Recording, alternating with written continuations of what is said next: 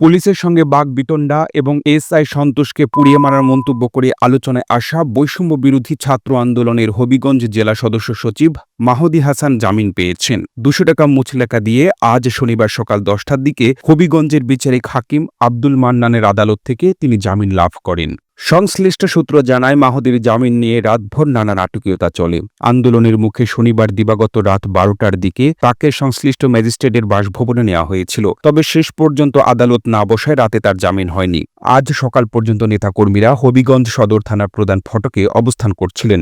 বৈষম্য বিরোধী ছাত্র আন্দোলনের হবিগঞ্জ জেলার আহ্বায়ক আরিফ তালুকদার জানান, কেন্দ্রীয় কমিটি থেকে তাদের জানানো হয়েছিল যে স্বরাষ্ট্র উপদেষ্টা মাহদীকে ছেড়ে দেওয়ার বিষয়ে কথা বলেছেন। এই ভিডিওটি আপনি বাংলাদেশের কোন জেলা থেকে দেখছেন আমাদের কমেন্ট করে জানিয়ে দিন। আমরা পরবর্তী ভিডিওতে আপনাকে ধন্যবাদ জানাতে ভুলব না। আরও ভিডিও দেখতে বিশ্ব বাংলার পেজটিকে লাইক করুন, কমেন্ট এবং শেয়ার দিয়ে সবাইকে দেখার সুযোগ করে দিন।